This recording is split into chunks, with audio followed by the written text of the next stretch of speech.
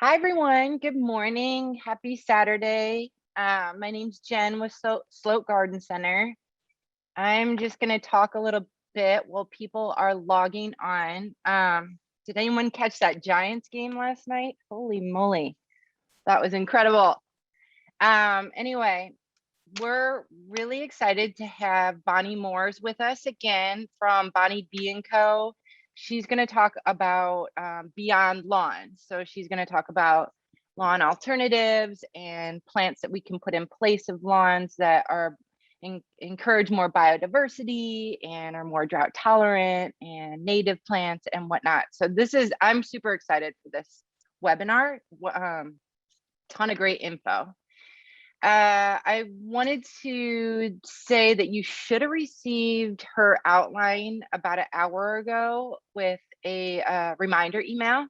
And so there's a link to her outline as well as some resource handouts that I also attached that were relevant. And then I wanted to let you know that this is being recorded. The recordings are typically available on the Tuesday after any given Saturday webinar. So I don't know what date that is, but the 12th. It'll be up on our website and also on YouTube. If you subscribe to our YouTube channel, you'll get a notification when the video is posted. Her link to her outline will be underneath the recording on our website. If you have any questions, feel free to feed them into the Q&A portion. Oh, I just remembered I have a poll. I'm gonna launch it. If you all could fill out the poll while I'm talking, that would be great. Sorry, I just remembered. So anyways, if you have any questions, if you can feed them into the Q&A, we might take a couple questions here and there during the presentation, but we're going to reserve the majority of the questions towards the end of the presentation. I did want to note that we have our upcoming class next week is on soil health basics, and that's with Charlotte Canner from Our Water, Our World. She's incredible. She's like the soil lady, amazing, knows everything, and so super great info. And then I'm going to be doing succulent pumpkins after that, and that's going to be Wednesday evening on the 20th. And so I'm going to show how to create a succulent pumpkin. They're super fun for the holidays. And then we're going to move indoors and have becoming an indoor plant parent and also indoor plant design. So we have a ton of great classes coming up. Check out our website to see the full listing and to register. It looks like we've got a good group, so I think it's time we get started. Bonnie, I'm super excited to have you here presenting, and I look forward to everything that you have to share. Thank you so much. Thank you so much for having me. And those other upcoming webinars sound great. I would totally recommend for anyone tune into Charlotte's about soil. It's so important, and it's important as we talk about, you know, replacing lawns or doing anything really in the garden. Soil is where it all starts. So let's see. Okay, so let me get my screen up.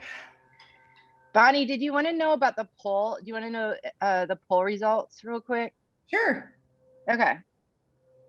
So 65% have attended before and 35% have not. So welcome. And 78% consider themselves intermediate gardeners, 17% beginner, and 4% advanced. And then most everyone is just interested in learning 78% all of the above: drought tolerant plants, pollinator plants, native plants. And I will add Sonoma to the next poll. Sorry, I left out Sonoma County. But the majority is 47% from Contra Costa, 28% Marin, and 19% San Francisco. Welcome, everyone. Thank you. All right, yes, welcome. So we're going to jump right in, and this picture here, and I'm going to show this again later. This is actually in Belvedere, and it's someone who got rid of their turf grass this year and put in clover, and it's really amazing. I mean, not only is she saving a lot of money on water and conserving water, but you can walk on it, and bees love it. Her chickens love it. So there's a lot of great alternatives. Let's just talk a little bit about how these lawns got started in the first place. I'll say the first lawns were really, they were meadows in front of people's houses, and they were used for grazing. But it was really England that started the lawn phenomena, and it was the aristocracy who would put in this turf, and it was really a symbol of their wealth and power. It moved on to the US and got popular in the 19th century. And our parks in large cities kind of followed the European model in having large areas of grass where people could play games and gather with their families. It was really World War II that changed the whole game with lawns in America. And with the suburban areas growing post World War II and the growth of the middle class, lawns became very important. Just like in England, they were really a status symbol, and the greener and the more healthy your lawn was. This is also the time when curb appeal really got started. And when you think about it, there weren't as many of us back then. So the impacts that it had for water and biodiversity were a little different than they had today. Related to World War II, that's really when our problems where we started losing biodiversity started with the chemicals, the pesticides that started as munition plants became fertilizer pesticide plants. And people, as I said, I mean, they really started treating these lawns with various pesticides to make their grass and their plants greener. I won't get too much into it, but that causes its own kind of problems when we look at inputs that we're putting into our plants to make them grow faster. It can actually cause more problems with our insects, which then, you know, pesticide begets a pesticide.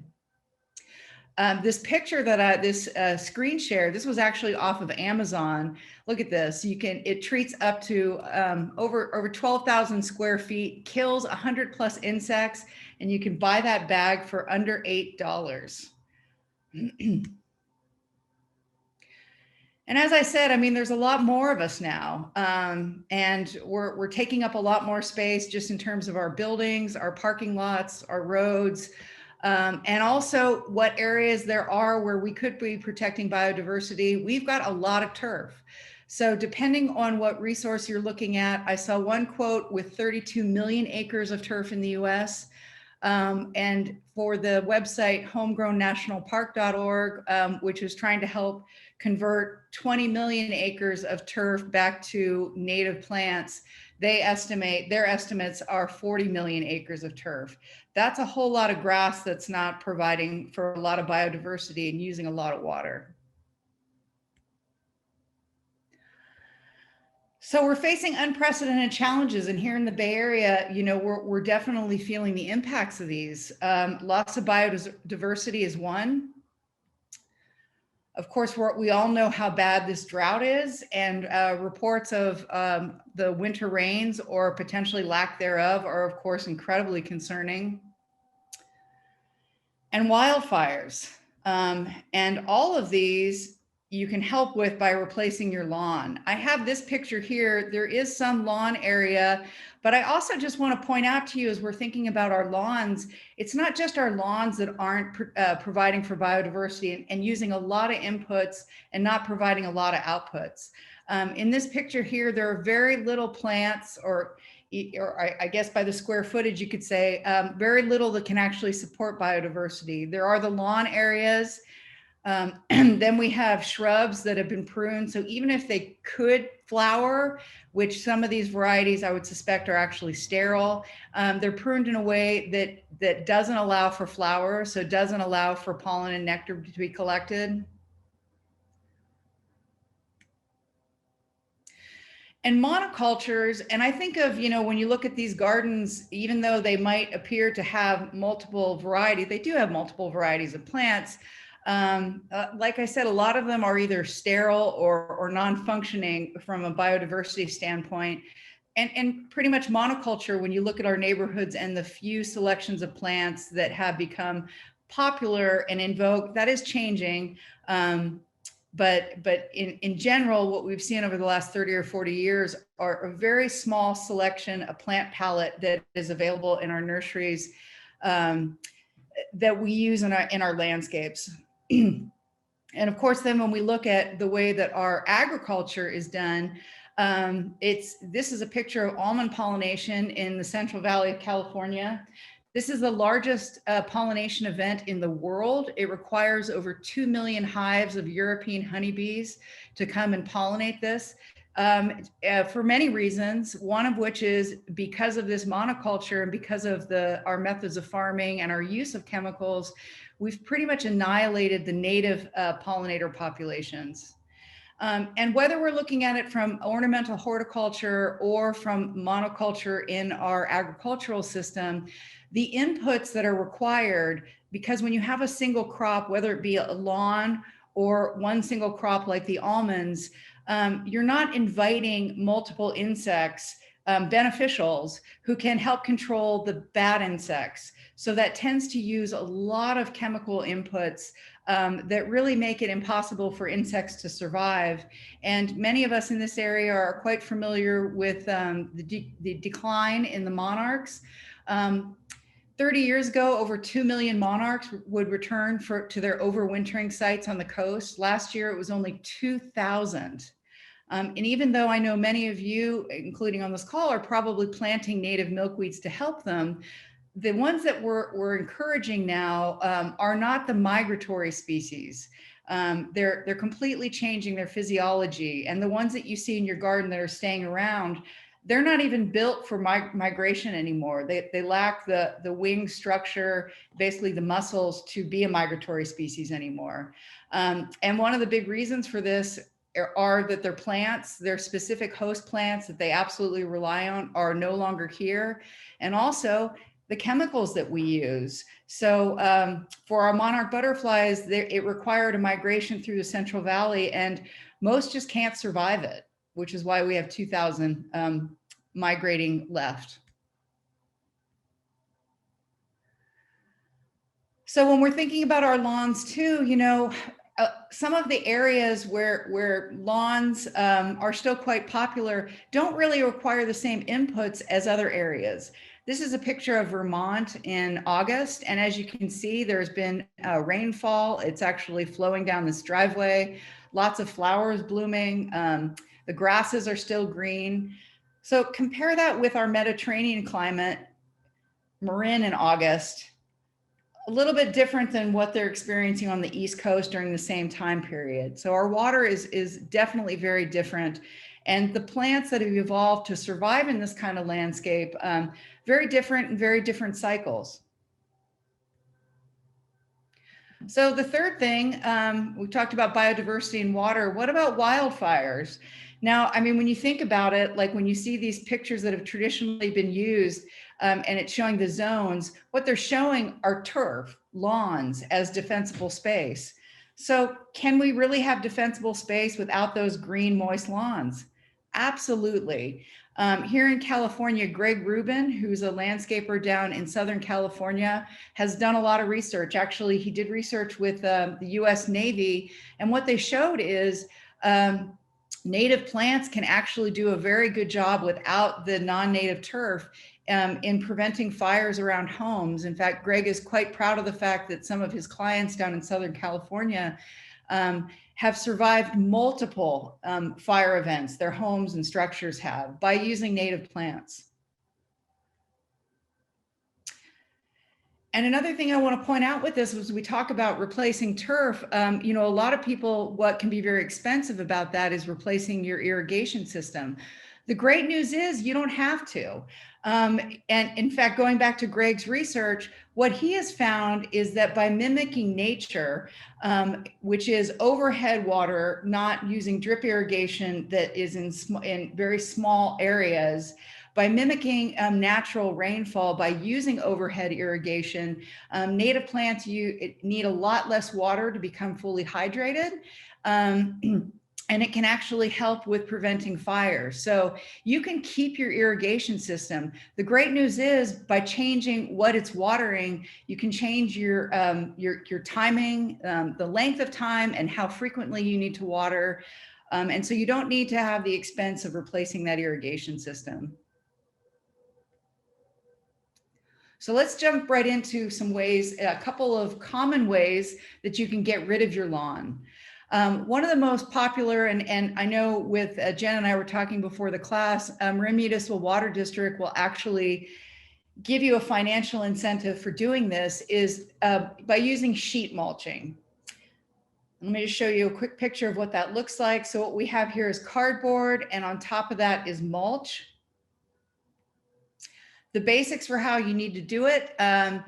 You cut your grass as low as possible. This is usually done in late winter or early spring.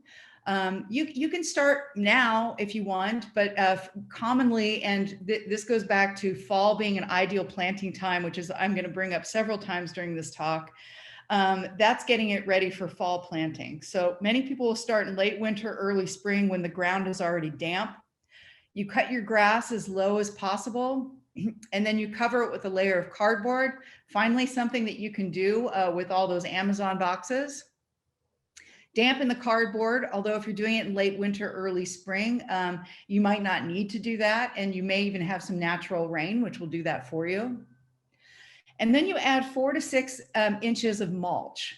And that mulch is basically between the cardboard and the mulch, it's going to make it nearly impossible. It's going to smother the grass and make it very difficult, if not impossible, for weeds to come up through that. And then once that's done, you can go ahead and plant in the fall. The great thing about sheet mulching is you can do it, it can be done in either the sun or the shade. In fact, if you have an area that tends to be shady, sheet mulching is really the way to go. Bonnie, I have a quick question. Yeah. When you say mulch, is it bark, or are you talking like compost or something, or a combination?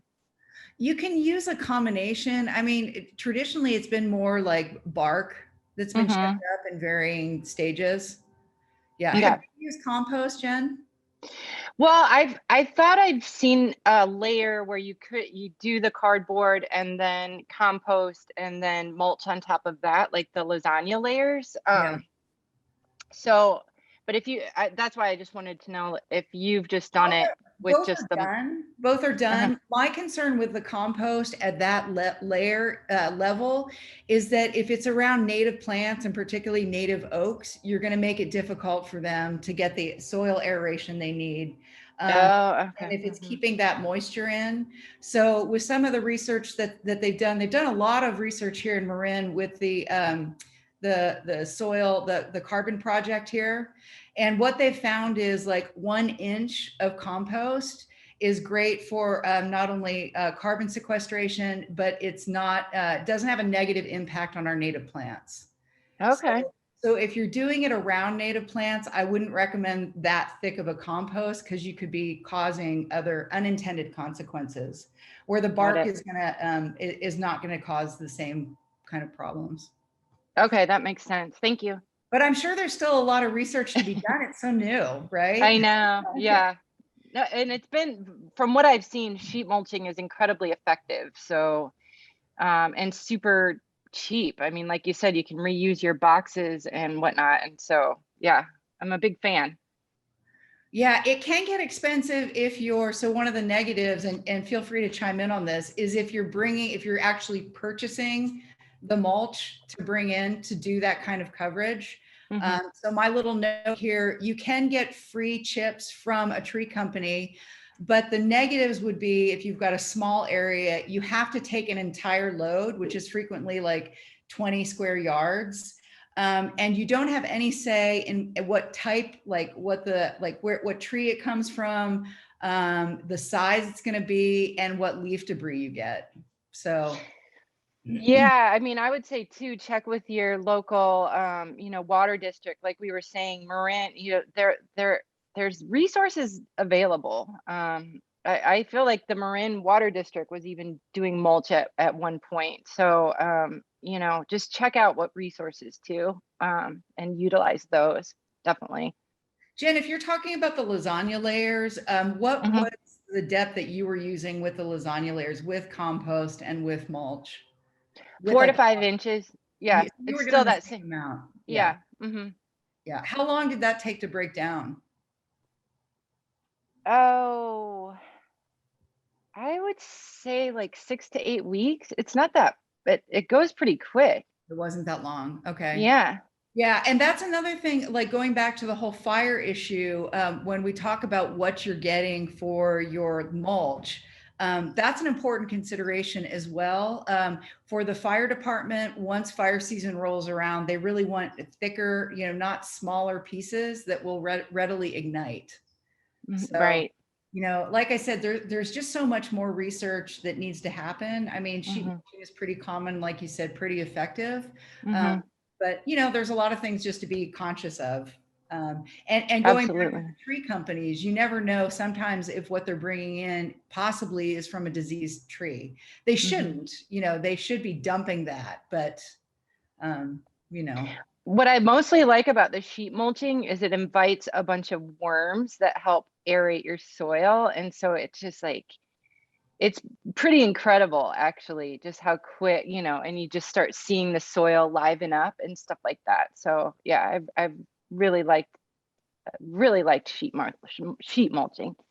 yeah, and it can be really effective. Like I said, if it's a shady location, it can be very Hmm. effective. I mean, even for things like English ivy, you can use sheet mulching very effectively. Oh, I've Um, never tried that. Okay, yeah, cool. there's a park actually in Fairfax, Jen, and I was trying to, I took a bunch of pictures and I couldn't find the disc I had that on because I wanted to share that today, where the neighbors banded together to take care of this area that was all English ivy and providing a lot of habitat for rodents. And they sheet mulched it, and now it's full of native coyote bush, Douglas iris, Very toyon. cool. Yeah, but it's a very shady location under redwood trees. So they couldn't have done it any other way. Awesome. Thank you very much. Yeah, thank you. So another way that you can do it is soil solarization. And like Jen was saying, when you have that compost or mulch, you are getting a lot of earthworm activity and other things. But soil solarization can be an inexpensive way to take care of your lawn.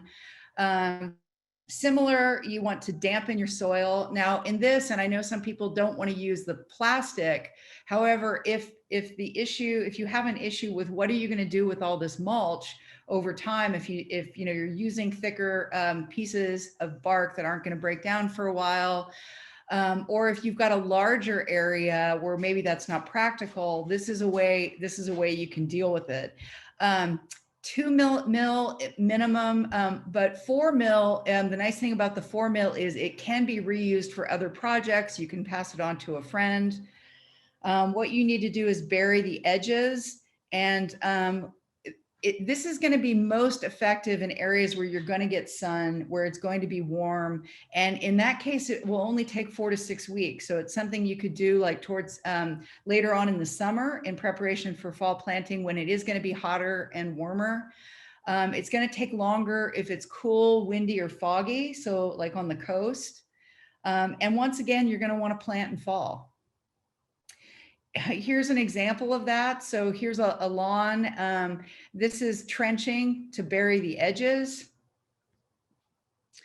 A little bit of dampening the soil. It doesn't really take much to do. So you can see these trenches here along the edges. And then what it looks like afterwards. And then what got pulled out in those trenches gets backfilled here to hold down the plastic. This is after the plastic was removed. The nice thing about this, and I just want to point out, is The soil aggregates were absolutely beautiful in the main soil part. You can see along here, the homeowner added some water to try to hold down the edges, and it's basically formed bricks. So, you know, with our heavy clay soils, you do need to be careful about compressing any wet soils. This left to its own devices would probably take about 10 years to break down again, to allow for that soil, that pore space, to allow for aeration as well as water to penetrate it. But the rest of this is absolutely gorgeous, and we're getting ready to plant it next weekend. This is on a larger scale. So this is out in Point Reyes at Hydron Meadery. They were having a really hard time getting rid of the non-native grasses that dairies put in, you know, 70, 80, 90 years ago, because they were wanting to plant it with natives to support their honeybees and other pollinators. And this did an absolute beautiful job. It takes longer out there because it's cool and foggy, but they'll install these. This is the second year now that they've reused these sheets. They plan to keep reusing them and just keep working them around the farm. So here's a before picture. Here's what this looked like after getting planted with annuals last fall in the spring. So you can see here Chikara standing. This is the non-native grasses, and this is what the whole field looked like. They had struggled for years trying. They did some sheet mulching. They did turn the soil, but whenever they'd plant, those non-native grasses would always outcompete what they put in. So through soil solarization, they were able to beat those back and then plant this in the fall, and this came up last spring. Amazing. Those plants were able to reseed themselves and die back before fire season. And we'll hopefully be back this year. And I just want to bring this up really quickly. I included this picture to tell you about what a difference it can make when you get rid of turf and what it can do for biodiversity. So we take care of the bees out there, and I really don't consider Point Reyes a honey producing area because there's so much area of grasses and non-native grasses where there's just no food for pollinators out there. Our average had been 30 pounds of honey per spring with 12 hives, which is not that much. With these small fields, and it was only 100 by 200 feet total, those bees were able to produce over 180 extra pounds of honey that we were able to harvest. So 100 by 200 feet of native plants provided that much food. And that's not even telling the whole story, because it wasn't just European honeybees on these plants. This field was alive with bumblebees and probably at least 10 other species of bees. So just doing a little bit can make a huge difference. I just want to repeat, like I said before, fall is a great time for our planting. So if you have any areas of your garden right now, plants that didn't do so well in the drought, now is a great time to get them in. We get 2 seasons of root growth, fall and spring, and that gives the plants more of an opportunity to get established and then need less water for their first summer.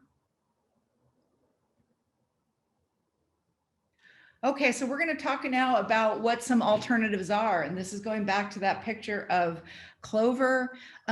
This is a white clover that's not native. However, we do have native clovers, and there are sources for them, and I'm going to tell you how to find them in a second. But clover is a great lawn alternative if you're looking for something that can tolerate some foot traffic. It requires a lot less water than turf does.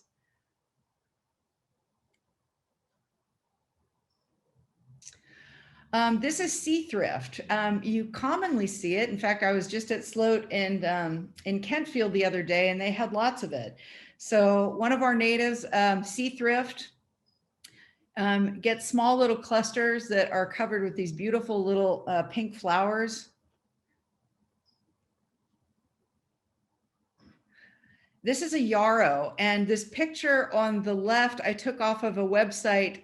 This particular dwarf yarrow lawn was installed 20 years ago, and look how great it looks. I mean, just really dense.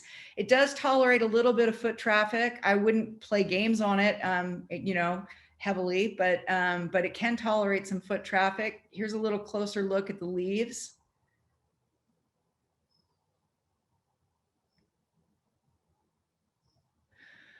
A lot of our bunch grasses, and this is a native red fescue that can look quite nice. You don't need to mow them. They require a lot less water. And I should mention, you know, I mean, native plants, they evolved here. So you pick the right location for them. I mean, it's still important to pick what their native climate was. I mean, redwoods are native, but they're riparian species. They like a little more water. And they come from a more cool, foggy climate. But if you pick the right location, it usually only takes about 2 years of supplemental irrigation. And then you either don't need to irrigate or only need to irrigate during extremes. And I'm seeing more and more of this. I'm sure Jen is too, of this red fescue replacing lawns. Yeah, I've been using it a ton. I love it. It's great. Yeah, it's a nice green. You have that nice bunch. You know, it's aesthetically very pleasing. Kind of mimics a lawn, but with a lot less inputs. Absolutely. I think that that's the one thing about lawns that is nice, is that green sort of blob is a nice sort of visual resting spot. And if you have, you know, a big space or whatever, and the thought of planting it all with plants can be a little overwhelming. So using the native, you know, grasses, I think can be a really effective solution for, you know, still having that aesthetic, sort of that visual resting spot, like I said, but also helping with drought and biodiversity. And it's great to pair it. You've probably done this too, Jen. It's great. I've seen it used very effectively where people have kept a little bit of their traditional turf, like for their kids to play on or their dogs, but cut out a whole lot of it. And replaced, you know, what's around the edges with large patches of something like this red fescue. So it's still kind of that uniform, but not taking as much, while still providing a little bit of space for that turf that they do use. Totally. And you can mow that. You can mow that fescue if you want that, you know, a little bit more of a traditional lawn look.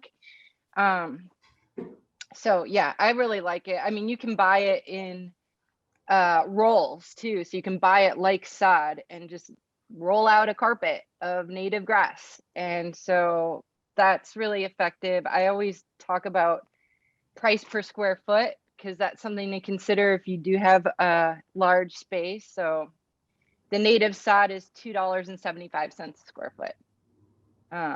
You know, just weighing that out with drought tolerant plants and whatever. I just think it's you know, it's a good thing to consider. Absolutely. Another one is the blue fescue, which, you know, it's not the traditional color, but you see large areas that can be planted with this. And this is the point I just want to point out. If you're, you know, you can find native grasses that are native to your specific neighborhood. And the California Native Plant Society has a fantastic website, calscape.org. It's right down here at the bottom. You can type in your zip code, and as you see here, different categories. So you can go to grasses. You can find out what is, you know, specific to your area. You can find out, you know, is it deer tolerant? You can find out how many butterflies and moths use it as a host plant. You can also find, you know, where you can get this. So a great resource if you're looking for things that are really native to your area. And not just for grasses. Another, you know, also kind of provides, you know, kind of this green color year round, this evergreen, but very dense. Of course, you probably don't want to walk on this, but this is a ceanothus, so the California lilac. The California lilacs, you know, many think of them as small trees, and they certainly are, but you can get some beautiful ground covers. This is Yankee Point. Actually, I'm pretty sure I saw that at Sloat the other day. So like I said, evergreen, nice and dense, really beautiful green color, very low to the ground, and supports a lot of biodiversity. So talking about our native plants, Ceanothus is one of our earliest season at the end of winter. It's one of the first to bloom.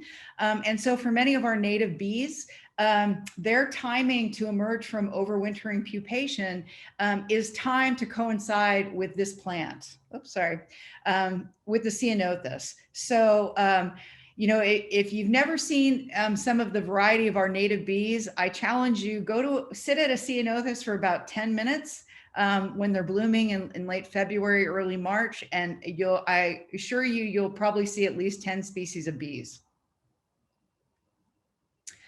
Another beautiful native is our manzanita. There are several that work great as a ground cover. This particular one is emerald carpet. Low, just like that Ceanothus I just showed you, forms a nice dense mat. Not really as hospitable to our unwanted rodents the way that English ivy is. And it does get flowers that help support our local pollinators. One gallon plant, although I know a lot of people want a little more instant gratification from them, but one of these in a 1 gallon will ultimately spread 8 to 10 feet. So if you're on a budget, you know, definitely look at what the ultimate spread of these plants is.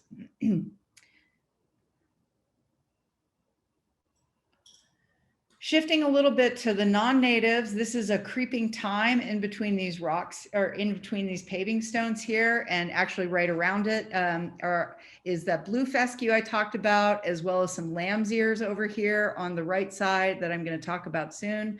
But creeping thyme is a nice low plant. It can tolerate a little foot traffic, but as you can see here, if it's in an area where you regularly walk, you probably want to put some pavers in. The thymes are very drought tolerant, get some nice pink flowers. And speaking of thyme, there's a lot of plants that we use in the kitchen that can be great for a lawn substitute. Chamomile is one of them. In fact, like the common name English chamomile comes from the fact that in England, it has been used as a lawn substitute for quite some time.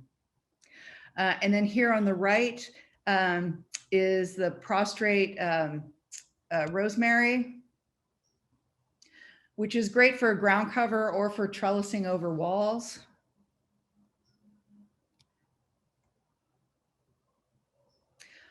Here is a lamb's ear, incredibly drought tolerant. I mean, not native, but a great drought tolerant plant that does bloom. You can see the flowers over in this right-hand picture that are quite tall above the foliage. Nice pink flowers that can then be cut back, and you get this nice kind of lawn looking, nice texture, pretty fire resistant, and very commonly available. Another South African plant here, Arctotheca calendula, Cape weed. Gets a nice spread, nice little yellow flowers here, very dense, and can really fill in areas, pretty tolerant of foot traffic as well. Once it's established, it requires very little, if any, water.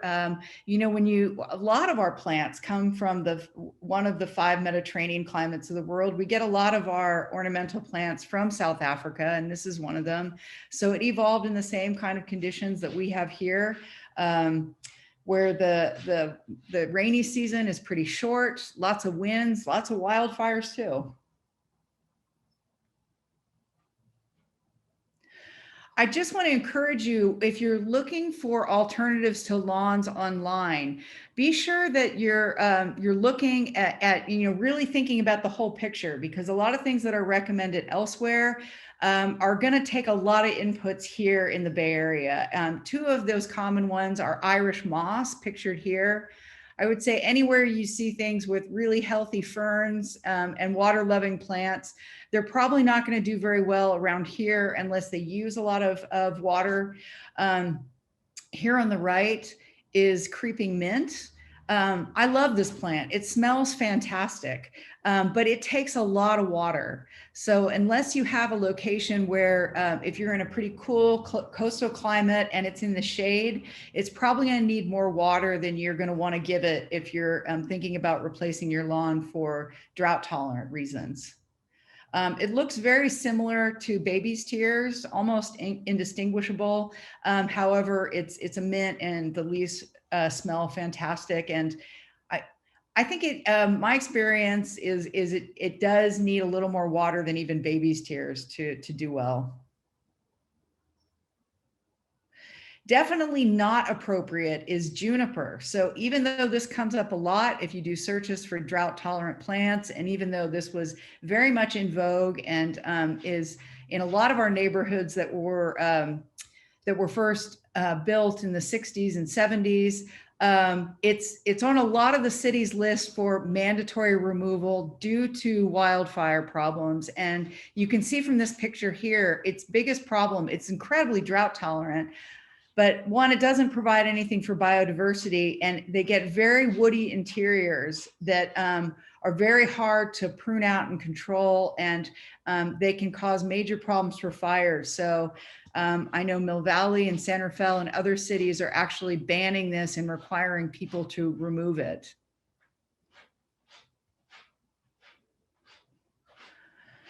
Kind of related to the fire issue is if you're replacing your lawn and putting perennials, shrubs in, trees in, keep in mind that for fire reasons, the fire professionals want to see us creating plant islands.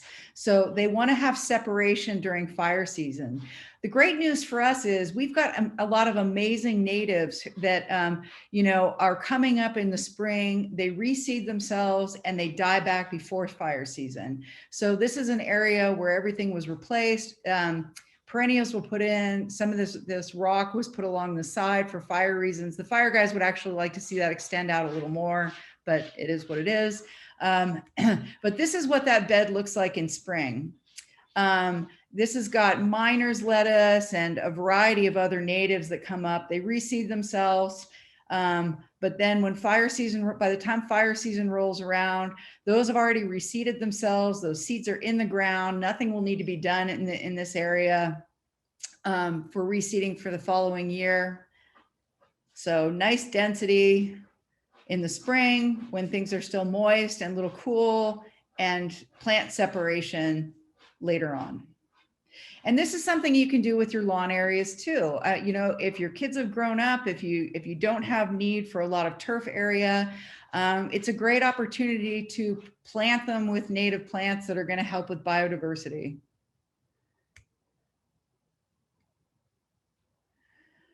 And any annuals, that you can plant here, this is nasturtium, the straight species of nasturtium that has the orange flowers. If they're going to grow up during spring, reseed themselves, that's going to save you time and money. If you can just let them go to seed, let those seeds disappear, and then come back the following year. I'll note here, I noted the fact that this was a straight species.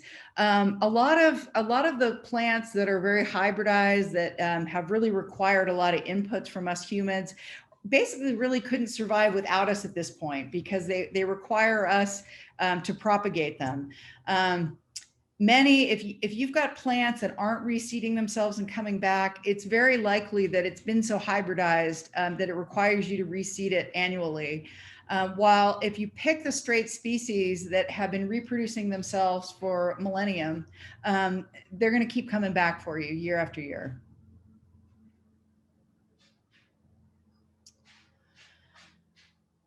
And, I want to make a note that we can all conserve water. I mean, removing our lawns is one way, and protect biodiversity and improve our defensible space for fires. At this point in time, we really need to do all three, and we can do them all at once. So let's open it up for questions, Jen. Okay, thank you. This is a lot of really awesome information. I was going to say one other alternative I've used for lawn is Diamondia, which is that it's the silver carpet. It's called silver carpet. You can look it up, Dymondia. And I've used that in very successfully in that space between the road and the sidewalk, that little strip there. That's worked really well. It's tough as nails, and it can take, a ton of traffic, and is drought tolerant too. Um, and then also I wanted to point out that Sloat is carrying a bunch of really super fun native seed blends. So we got in Larner seed, which I love, and they're in mixes that are coastal or inland or shade mixes. So I'm actually going to do that in my own garden. And I'm really excited about it. I'm going to take out like 20 roses this year. Yeah. So I'm so like, I'm really excited. Just because I've been inspired by people like you. So I'm going to, I'm on the biodiversity train. And I'm just going to throw out a bunch of native seed and put in some native plants. And, I'm really excited to just see how it's going to look different next year. So anyway, we do have some. That's a great thing to point out, actually. The native seeds, the great thing about them, I'm a very lazy gardener. I Yeah. want things that take care of themselves. And this Mhm. is a great time if you want to experiment with native annuals. Literally just throw them out there. Like fall is the time to do it. You don't need to really work them into the soil. Just think how they naturally just kind of fall off the plants. And Yep. it's a great opportunity to get some small quantities, experiment with it, and see what comes up next spring. Totally. That's what's so exciting to me, honestly. Yeah, I'm super impatient myself. I never do seed, but like my strategy is a combo of plants and seed. So I can at least see something, and then also be surprised in the spring with whatever comes up. This is a really good. Oh, go ahead. Sorry. Oh no, I'm just looking at some of the questions that are in the chat here. Oh, I want to mention too, because I forgot to mention this. So I know for those of you in Marin, and check with your local water districts. MMD does do rebates for doing the sheet mulching, as I mentioned, but it's important that you have to apply and get that approved before you start your project. And your project has to be started and finished in a certain amount of time. So if you're doing soil solarization, Yeah. Yeah. Okay. So Gloria said, asked about mulch for fire safety. Is there a specific kind? Yeah, it's all about and just so that you all know, I've been working with the fire professionals in Marin for a couple of years on the issue of like how we do how they do their vegetation management recommendations and still, help with water conservation and protection of biodiversity. So on the Fire Safe Marin website, they have a list of different mulches that are approved. Obviously, things that are like small pebbles they prefer, and it's also, like I said, larger bark that they want. Gorilla hair should just be outlawed. I don't even know Right. why that's allowed to be sold in stores because it's Right. pyrophytic. Although Greg Rubin says that when you're doing overhead irrigation, it will form a mat that the fire can't, but most people aren't doing that. At this point in time, people have moved away from overhead irrigation. They're doing drip irrigation. So gorilla hair should just never be used by you. And they are concerned about leaves, but what's most important, because leaves are really important for insects for overwintering. What's most important is they don't want to see a lot of leaves or debris within the first 30 feet of structures. And if you're going to allow for, things like twigs and things, which are very important for overwintering, pollinators that often will burrow into those twigs, or leaf litter, which a lot of caterpillars and things, leave that away from the structure. And if you are allowing like, habitat for quails or something, make sure it's in islands, just like the planting islands, so that if there is fire, it's contained to a certain area. Phyllis was saying about the not using rosemary due to high oil content. It does Mhm. have a higher oil content, so it is a concern, and it can get very woody. But if you maintain that and prune it out, and again, none of that stuff. They don't want any of those kind of things within 5 feet of structures. I mean, just be cognizant of where you're putting it if you're planting it. Mhm. And all plants will burn. And finally, the Marin Fire Safe Marin has moved away from plant lists and just saying all things will burn. It's how you take care of them. However, there are plants, even bamboo. Todd Lando from Fire Safe Marin said to me one time, I know someplace in Fairfax and Cascade Canyon, and for those of you not in Marin, it's a high fire danger. And he said, there's someone who maintains it so well, you could take a propane torch to it and you're not going to light it. The problem is that 98% of the people don't maintain it properly. So Mhm. bamboos, junipers, Italian cypress, they're not native and they tend to get a lot of woody debris. So that's why they don't want them. Phyllis was asking about Carapia, which is kind of a new lawn crop. I'm still, I don't know about you, Jen, I'm still waiting because I've heard from some people that have tried it. It took too much water. It didn't get it. They weren't as happy with it. I've heard some people who are, but because it's so new, I'm personally kind of waiting. Jury's still out. Same. Totally the same. I haven't used it as much. Definitely, I've done the native sod a ton, and I feel really comfortable talking about that. But the Carapia, I kind of feel like it's a little bit more like Southern California. It'd be happy in Southern California. I don't know. So I just haven't had that much experience. Yeah, and I haven't personally planted it because I'm just well, I mean, I don't really do much turf or lawn alternatives Mhm. personally. Mhm. Emily's asking about her clay soil and should she be retilling it before planting these? When you our clay soil like can hold amazing, it can have amazing structure. It haven't been compacted, so you don't really want to break that up. Mhm. Yeah, I've been having this conversation a lot recently because we're always learning new stuff, whatever industry we're in. And 7 years ago we would be like, get a rototiller and go out there and just till it all, and put soil down. And now we're like, don't touch the soil as much as possible because you disrupt the beneficial microorganisms and whatnot. And so clay soil has a ton of minerals. And what I recommend is, don't do the tilling, the full like thing. Just plant, dig the hole 1.5 times the size of whatever you're planting. Mix in a compost 50-50 with your native soil to help the plant transition to it. Is that what you say too? Yeah, and I'm kind of the I tend to use fewer amendments. Like in my planting holes, my soil instructor, showed us videos like from the 50s with how water won't move unless it's totally saturated in whatever it's in. So sometimes we can create like artificial planting holes, which are basically just pots in the soil where the roots will just keep circling. Because if you give them too much organic material or compost, they're not going to go into the native soil fast enough. So, Hmm. yeah. I actually, this is a good question, and I don't know, but can the solarization help with poison oak? Have you done that before? I haven't done it to poison oak. I would imagine it probably could.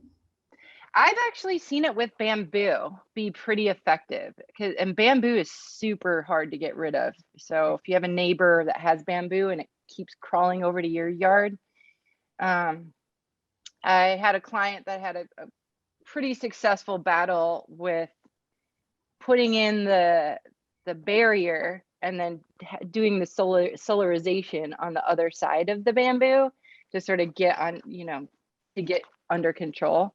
Yeah. Um, Yeah, it's pretty amazing and it can kill diseases and other things. Yeah. I see a question here about, can you throw clover seeds into your lawn without much prep? Well, I don't know, but like for many people on this call, maybe you remember when we were growing up as kids, there was always clover in your lawns and you had to I be know. step on bees. So I know. I think you can. It really depends on, yeah, what your grass is. I mean, that's why a lot of people use herbicides and things in their lawn to try to control the clover, you know. I know. I actually was in a talk at one point, and it was another nursery, and the guy, people are bringing in samples of their lawn, and there's clover, and there's a couple different types of grasses, and his response is like, so you have a lawn, I mean, it's not going to be perfect, it's not all going to be the same blade, it's not going to, not have whatever. And so just sort of bringing that in, just being okay with that. Just, it's okay that it's not all one blade of grass and it's not all super perfect. But it's green and it can be clover and whatever, like you said. So. Yeah, even dandelions, one, totally. you can They're eat the so leaves, great. throw them in your salad, and the bees love them. They provide a lot of pollen for our benefit. Absolutely. Yeah. Diana, you were asking about small trees. What about small trees? I'm not sure what she's referring to. So maybe you could add more to that. Catherine is wondering about, for a sandy soil environment, should I just use sandy soil type plants, or is it okay to amend? Well, do you want to talk? Go ahead. Because I lived in the Sunset for 10 years and it's like a sieve. It's like a total sandy soil. We were constantly putting compost in twice a year, and you can grow a ton of stuff. I mean, we had roses, passion vines, dahlias, natives, and everything. So don't let sandy soil stop you. Suggestions for shade tolerant ground covers or natives to plant under oaks. Oh, there's so many amazing plants for under oak trees. It really depends what you're looking for, but I mean, the key is, like, under oaks is you need plants that you're not going to be doing a lot of supplemental irrigation, because you probably won't notice it, but you can kill your oak trees. It takes about 10 years. Like if you put a lawn on top of your oaks, like an old, like an established oak tree's roots, it'll take about 10 years to kill it. So you might not notice the slow decline, but they evolved like with no supplemental irrigation. So there's some, if you Google planting for under oaks, you'll come up with some great ones. But one of my favorites is like Douglas iris. You can do the manzanita. There's even just take a hike and see what you like that's growing under oaks. What are some of your favorites, Jen? Well, yeah, I was going to say my favorite is shockingly, because it's a sage, but the hummingbird sage is actually a really awesome understory plant, and I love the flower. And it's really good for hummingbirds. Salvia spathica, I think, or spathaceae. Do you know that one? Yeah, the hummingbird sage. Yeah. I love it. Oh, I'd meant to put a picture of that with a lawn, like an alternative lawn that was replaced. Oh, it's great. Yeah. There's a question about then the fire prone or oak leaves. If you're talking about the leaves that are on the living trees, they're pretty fire resistant. Our oaks grew up around fire, and even oaks can go through fires, with their fire scars and have not a lot of damage. The dried oak leaves, again, obviously the fire guys don't want them really close to your house, but in terms of dried leaves go, they're a lot less fire prone than, say, like our deciduous leaves that totally dry up before they fall off the plants or fall off the trees. Anything that's like kind of that thick coating, it's going to be a little harder to get going. Oh, somebody just commented that East Bay Mud has a rebate program. So that's super good info. I didn't know that. So Diana was saying she's trying to reduce the area of lawn by cutting in more from the front boundary, so she'll have room for small trees. Are some better than others for drought resistance? Oh, absolutely. And that's a great reason. Like go to go to the calscape.org and you can look up small trees like native trees. You do want to be careful, like since it is on the edge of your lawn, you know, those roots are going to be going into the lawn area where it's probably getting more water, although lawns tend to, those roots tend to hog all the water anyways. But, you know, if you've got small trees on the edge, you will need things that can take a little more water. Like one of my favorite small trees is Ceanothus Ray Hartman, but Yeah. it's notorious for not living very long if you're watering it regularly. You know, it only will live for 10 or 15 years. Whereas if it's not getting regular water, it's going to live a lot longer. So a lot of our native, you know, when you talk about drought tolerant trees, a lot of our natives, you know, if you're watering them regularly, you're actually going to shorten their lifespan. So lots of good drought resistant trees, but try to go with the natives. I mean, even driving around, most of the trees that are planted by our cities and towns are drought tolerant and tolerant of bad soil and lots of abuse, pollution. But definitely try to go with the natives if you can, because you're going to be supporting a lot more biodiversity than many of our. I understand that in San Rafael, they don't even have a single native tree on their approved planting list for street trees right now. No. So that needs a little work. Yeah. My favorite native tree that's a small tree is the redbud, the Cirrus. It's so pretty, and you can get a weeping version of it that's you know, it doesn't get that, it's like I think it gets 8 to 10 feet at maturity, but it's like this big waterfall of pink flowers in the spring, and then the leaves are heart-shaped. So that's my favorite. I'm going to look up here really quickly. I know our Marin chapter of CMPS put together a great list of plants that tend to be less fire prone, and they do have small trees on that. So let me just look that up and I'll put it in the chat.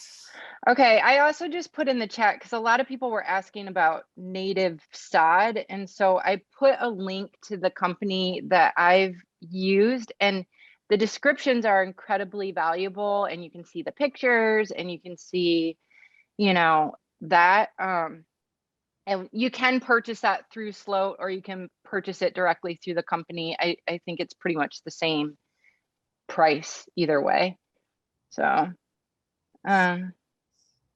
we have a ton of questions. I feel like we're gonna have to shut this off at some point, but I'm glad that people, honestly, I'm really glad that people are, you know, interested in this and wanting to replace their lawns. It's so critical, and we're just, you know, it's good that this is gaining momentum, and you know, it's the right time to do it, on, you know, to make your garden more drought tolerant, to make it better for native pollinators, you know, all around, fire resistance and everything, like you said. So okay, so there's a question about longer grasses harboring ticks. They definitely can. Yeah. They definitely, and it's not necessarily that they're harboring more ticks, it's that the ticks are higher up so that they can jump on you, like they can get onto you a little easier than some of the low plants, if you're walking through them. Mary asks that her lawn's already dead since they did not water over the summer. Can you plant now? You know, just because you didn't water over the summer doesn't mean it's totally dead. The leaves are dead, but very likely if it was an established lawn, once it starts getting winter rain, it's going to come back to life. So unfortunately, no. I would recommend sheet mulching that space. Yeah. Wouldn't you? Yeah. Yeah, I would. Mm-hmm. Do you do sheet mulching before native plants? Yeah, I mean, if you're sheet mulching to get rid of something that's undesirable, definitely. Mm-hmm. And as I was saying about hydrant in their fields of non-native grasses, you know, they had to do something to get rid of those before they could plant something. Oh, East Bay Municipal District also offers rebates. Very cool. Yeah, check out your local municipalities. Absolutely. So interesting. And Bonnie does keep bringing up Calscape, and I have to echo that that is an incredible resource. Even as a designer, I recommend going into, you can actually put in your square footage. They have a design uh, feature on their website. You can put in your square footage and it will generate a design for you based on whatever criteria you put in. So whatever color flowers, if you want fragrance, whatever height, it's super incredible, honestly. And so that's a really good resource if you're having a hard time sort of wrapping your mind around, a given space. They'll just generate a design for you right there on the computer. I'm going to run through some of these really quickly. Mhm. Janine was asking about covering her lawn with gorilla hair so people can walk in the area, and they do have overhead watering. Even though technically like that probably is going to mat up, if you're getting inspected by fire inspectors, they won't allow that. And like I said, Greg's research is amazing. And I think possibly not even in my lifetime, which is unfortunate, it's going to catch on, but it's just not widely understood or known. So you probably wouldn't get away with that with the fire inspectors. About birds, rodents eating seeds. Yes, they can. When I tend to broadcast them in the fall, I do wait until right before the rains for just that reason. You can kind of like work them in very gently. Like sometimes I'll just take a rake over where I put them in to try to get them down a little bit. I don't see the rodents eating them as much just because when they're broadcast, there's so few of them, it's just not worth their energy to do it. Birds, though, they're smaller, they're poking around. If you do it right before rains, I don't tend to see a huge problem. I still see things coming up, but when you think about plants or seeds in general, very few will ever fulfill their purpose. So you're gonna expect to lose some of them. Yeah, and I usually, when I put out the seed, I'll just put like a layer of topsoil or something down over the seed to help, because I see the birds going after them more than anything. So, Yeah. and before it rains is a really good idea. Glory was asking about ground near the siding of a home. Does it have to be 5 feet away from the structure if she has native plants that go away and reseed themselves? Well, again, as I was saying, technically the fire people don't want that. However, the fire inspectors don't come until later in the season. So in general, like and the picture I showed, that there was a lot of native annuals that were within 5 feet. Those are going to be gone by fire season. So I don't personally don't have a problem. I wouldn't think that a lot of the fire guys would either, because those plants aren't there. And in the spring, when we don't tend to have fires, it would be really hard to ignite them anyways, just because they have so much moisture in their leaves. Carolyn was asking about properly maintaining bamboo. Well, the biggest problem with bamboo and some of the other things is the woody material that builds up. So you've got to keep the bases clear from dried leaves. You have to prune out any dead stalks. Ideally, you're going to remove any dead leaves up the stalks to at least 6 feet. I just put in the chat the Calscape garden planner that I was talking about. A bunch of people asked about that. Definitely check it out. It's super awesome. Sabrina asked is clover the same as oxalis? Not at all. Very, very different. Yeah, the leaves the leaves look somewhat similar, not really, but no, it's not, it doesn't have those invasive little bulbils that stay forever in the soil like oxalis does. Clover, has a very different growth habitat and is perennial. It doesn't disappear. Oxalis is just around really in spring. Mm-hmm. Well, this has been awesome. Bonnie and I are here to support your journey with this, absolutely. And if we didn't get to your question, feel free to email me. I can always filter anything to Bobby or Bobby. Yeah. I need another cup of coffee. Bonnie. But this has been a ton of great information, and I'm really excited at the enthusiasm. Just, we had a good group today, a lot of people interested, and this is so important. And this is a great time of the year to be thinking about it. Like Bonnie was saying, fall is for planting. So get out there and get your, cut into your lawn and add some native plants and some pollinator plants. My email is jenstrobel@slotgardens.com. That's basically on everything that you've gotten from this webinar. I think my email's all over it. So definitely. And then Bonnie just put hers in the chat too. I did, but just keep in mind, we're in the middle of the final month of bee season, so I don't get to all my emails, but I eventually will. Yeah, it just might not be in October. Yeah. Right. That's what I'm saying. I think between you and I, hopefully we can cover as much questions as possible. And I do encourage you all to come to next week's class on the soil health basics, because that's just a really good sort of in conjunction with this. Like if you are going to take out your lawn, we'll go into some more depth on how you can prepare your soil and whatnot. And so a lot of valuable info. So thank you so much. It's a beautiful day. I hope you all get outside and enjoy this lovely weather. And before we go, I want to mention too, because I know you said, Jen, someone was talking about planting for pollinators, and we didn't cover that in this particular class, but we did do a webinar a month or two ago. So you can go on the SLOAT website and watch that, which it was specifically planting for pollinators and plants, size, lots of different considerations. So if you're interested in that, check that out. Yeah, absolutely. Thanks for bringing that up. It's Bonnie did that class before, and it was incredible. The recording is on our website. It's under the Learn tab, and then there's garden videos under that. And you'll see, I mean, we've done, I think, like 35 or 40 classes over this year already. There's a wealth of information. It's all free and available there.